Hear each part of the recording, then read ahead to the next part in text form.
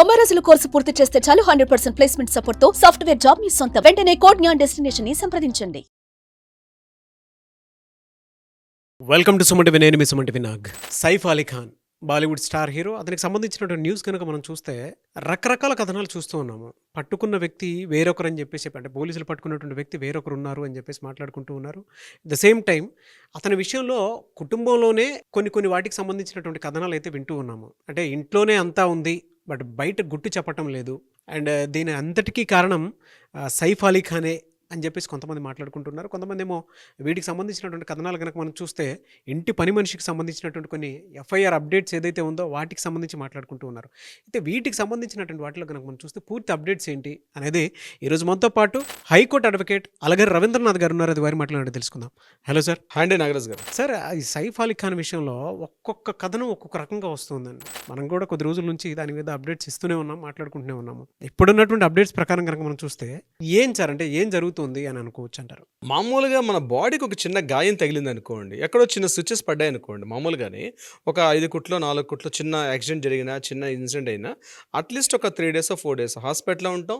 అయిపోయిన తర్వాత కూడా స్ట్రెచర్ మీద మళ్ళీ ఇంటికి వెళ్తాం. ఒకవేళ రికవరీ అయింది, బాగా తగ్గింది అని డాక్టర్స్ మనం ప్రిస్క్రైబ్ చేసిన తర్వాత. కానీ సైఫ్ అలీ ఖాన్ గారి విషయానికి వచ్చినట్లయితే మాత్రం ఏదైతే నిన్న ఆయన సాయంత్రం హాస్పిటల్ లీలావతి హాస్పిటల్ నుంచి నడుచుకుంటూ బయటకు వస్తూ చూసిన ఇమేజెస్ ఏవైతే ఉన్నాయో, ఆ వీడియోస్ ఏవైతే చూసామో, కొంత మాత్రం డౌట్ రైజ్ చేస్తున్నారు. టోటల్ ఎంటైర్ డాక్టర్స్ కావచ్చు, సోషల్ మీడియా కావచ్చు, మీడియా ప్రతినిధులు కూడా కావచ్చు.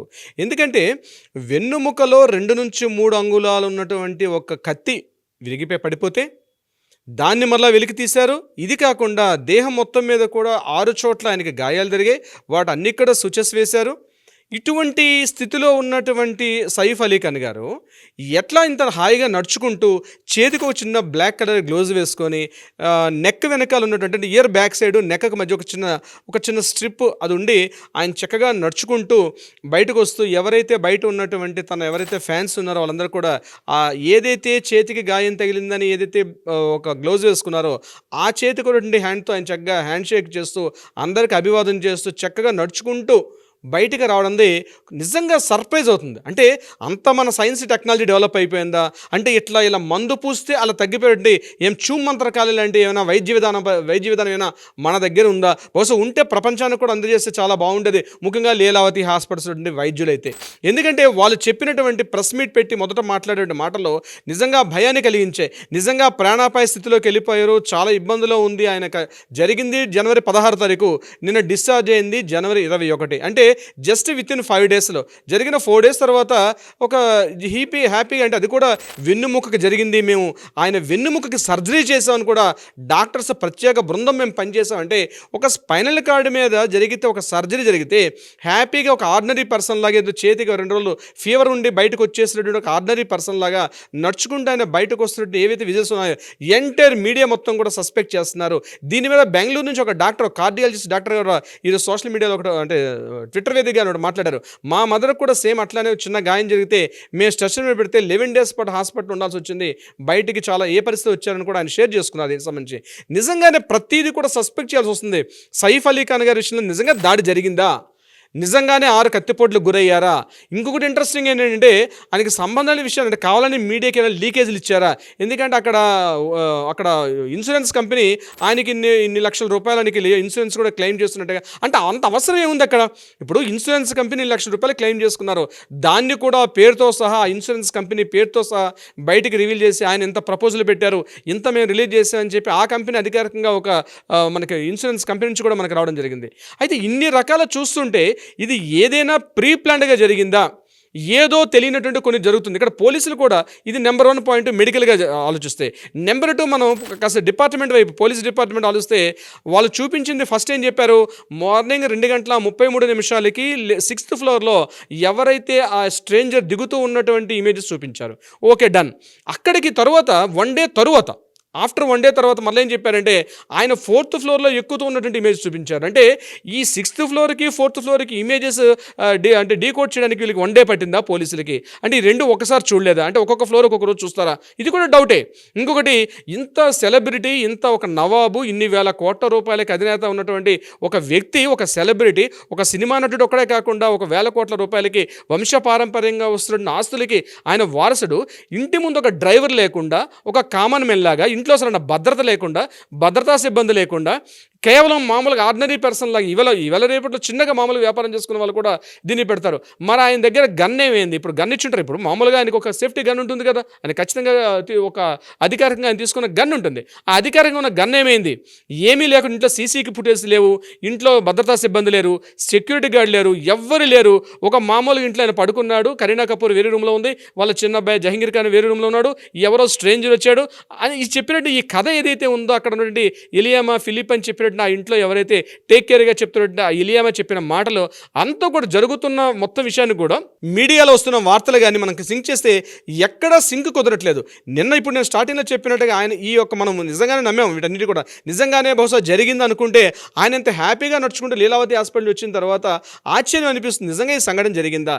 ఇది కాకుండా ఈరోజు మనకి న్యూస్లో రిలీజ్ అయిన న్యూస్ ఏంటంటే, మధ్యప్రదేశ్ నుండి భోపాల్ పట్టణంలో ఆయనకి సుమారుగా 15,000 కోట్ల రూపాయల ఆస్తి ఉన్న విషయం మీద మనకు వెలుగులోకి రావడం, దాని మీద కూడా మధ్యప్రదేశ్ హైకోర్టు వివేక్ అగర్వాల్ జస్టిస్ వివేక్ అగర్వాల్ కూడా దాని మీద ఇమీడియట్గా దాని మీద కొన్ని వాదనలు డిస్కషన్స్ అవుతున్నాయి.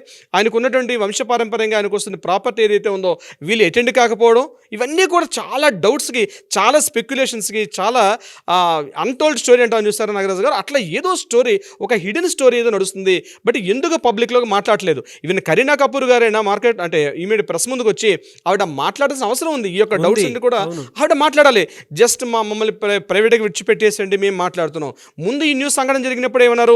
కరీనా కపూర్ గారు ఇంట్లో లేరు, కపూర్ ఫ్యామిలీ జరుగుతున్న ఫ్యామిలీలో ఆవిడ ముందు జాయిన్ అయినారు.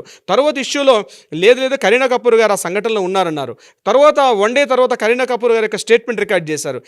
ఏదో దాస్తున్నారు, అటు మెడికల్ రిపోర్ట్స్ కావచ్చు, పోలీస్ రిపోర్ట్స్ అన్నీ కూడా ఏదో విషయాన్ని ఒక హైడ్, ఏదో కాన్స్పిరసీ అయితే మాత్రం డెఫినెట్గా ఉంది అని చెప్పడంలో ఎటువంటి డౌట్ అయితే లేదు. మహారాష్ట్ర ప్రభుత్వం నుండి ప్రతిపక్ష నాయకులు కూడా ఇమీడియట్గా రిటార్ట్ అయ్యి ఈ రకంగా జరుగుతుందని వాళ్ళు మాట్లాడడం, ఇక్కడ అధికారంగా ఉన్న దేవేంద్ర ఫడ్నవీస్ గారు ఇమీడియట్గా ఎప్పుడైతే మార్నింగ్ జరిగిందో సాయంత్రం కల్లా ఆయన ప్రెస్ మీట్ పెట్టి, అంటే ముఖ్యమంత్రి స్థాయిలో ఉన్న వ్యక్తికి జరుగుతున్న సంఘటన మీద సరైన అవగాహన లేకుండా ఉంటుందా? ఇంతట హై పవర్ వెస్ట్ బాంద్రా అంటేనే అత్యంత ఖరీదైన ప్రాంతం భారతదేశంలోనే, అంత ప్రాంతంలో ఉండి సెక్యూరిటీ లేదు, ఆటోలో తీసుకెళ్లారు. ఆ ఆటో వాడికి ఈరోజు మార్నింగ్ ఏం చేశారు? ఈరోజు సైఫ్ అలీ ఖాన్ గారు ఆ యొక్క ఆటో డ్రైవర్కి ఆయనకి రివార్డ్ ఇస్తూ ఆయనతో మాట్లాడడం జరుగుతుంది. ఇదంతా చూస్తుంటే నాగరాజు గారు, ప్రజలు ఏవైతే లేవనెత్తుతున్నారో, ఎవరైతే కాన్స్పిరసీ ఉందో, నిజంగా ఏదో కనిపించిన ఒక నిగూఢ రహస్యం అయితే ఖచ్చితంగా ఇందులో ఉంది. ఈ ఫ్రేమ్లో ఏదో ఉంది, ఎక్కడో మిస్ అవుతుంది, ఎక్కడో లింక్ మిస్ అవుతుంది. ఆ లింక్స్ కుదరట్లేదు. ఏదో ఉంది, ఏదో నిగూఢంగా దాగి ఉంది. ఇదంతా డబ్బు కోసం జరిగిందా, లేదా కరీనా కపూర్ గారికి అదేవిధంగా ఇంట్లో ఉన్నటువంటి, అంటే కరీనా కపూర్ గారికి సైఫ్ అలీ ఖాన్ గారికి ఏదైనా వ్యక్తిగతంగా ఆస్తులకు సంబంధించిన గొడవలు అవుతున్నాయా, లేదా బయట ప్రచారంలోకి వచ్చినట్టు సైఫ్ అలీ ఖాన్ గారి ఇంట్లో ఉన్న పని మనిషికి సైఫ్ అలీ ఖాన్ గారికి ఏదో ఉన్నట్టుగా ఒక ప్రమాణం ఉన్నట్టుగా సంథింగ్ ఏదో జరిగింది సోషల్ మీడియాలో, అటువంటిది ఏమైనా ఉందా? లేకపోతే నిజంగానే ఆ ఇంట్లో పనిచేస్తున్న పని మనిషి యొక్క డ్రైవర్ ఇతనైనా? తర్వాత ఇంకొకటి, పోలీసులు సస్పెక్ట్ చేసిన వ్యక్తులు ఎక్కడ కూడా పోలికి వెళ్ళా, ఫస్ట్ చూపించిన ఒక వ్యక్తి ఇతను కాదన్నారు. తర్వాత ఇంకొక వ్యక్తి ఎవరో ఒక ఇయర్ ఫోన్స్ పెట్టుకుంటూ అక్కడ పర్చేజ్ చేస్తున్న ఆ పర్సన్ చూపించారు, ఆయన కూడా కాదన్నారు. తర్వాత అంటే ఇంత ఏదో లోకల్ పోలీసులు, ఏదో చూసారండి విలేజ్లో ఎక్కడో సింగిల్ ఒక ఎస్ఐ గారు ఉన్న పోలీస్ స్టేషన్లో వాళ్ళు కూడా బహుశా ఇట్లా మాట్లాడరేమో. నేనున్నట్టు యాజ్ బింగ్ అడ్వకేట్ నేను చెప్తున్నానండి. మామూలుగా ఒక పోలీస్ స్టేషన్లో ఒక ఎస్ఐ గారు ఉంటారు, ఒక 3 కానిస్టేబుల్ ఉంటారు. అంటే ఎక్కడో గ్రామీణ విలేజ్లో అవుట్ పోస్ట్లో పనిచేస్తున్నట్టు వాళ్ళు కూడా చాలా ఎడ్యుకేట్ అయి ఉన్నారు, చాలా యాక్టివ్గా ఉంది. ఇంత టెక్నాలజీ, ఇంత నెట్ ఉంది, ఇంత ఫెసిలిటీస్లో అక్కడ వాళ్ళు పట్టుకున్న పర్సన్ మీద అవగాహన లోపం కనిపిస్తుంది. ఇంకొకటి, వీళ్ళు ఏదైతే ఇప్పుడు చెప్తున్నారో మహమ్మద్ అష్రఫుల్ అహ్మద్ అని చెప్పి ఒక బంగ్లాదేశుడు అని చెప్తున్నారు.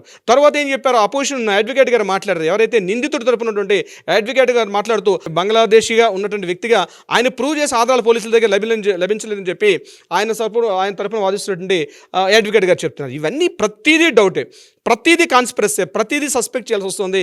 బస్ ఏమిటి అన్నది అధికారికంగా సైఫ్ అలీ ఖాన్ గారు లేదా కరీనా కపూర్ గారు ప్రెస్ ముందుకు వచ్చి మాట్లాడితే తప్ప ఇవన్నీ కూడా తెలియని ఎన్నో మిలియన్ క్వశ్చన్స్ రైజ్ చేస్తూ ఇది ఉండిపోయే విధంగా ఉంది. నాగరాజ్ గారు, చూద్దామండి ఏ విధంగా ఉంటుంది అనేది. బట్ $1 million క్వశ్చన్స్ అయితే ఇందులో చాలా ఉన్నాయి.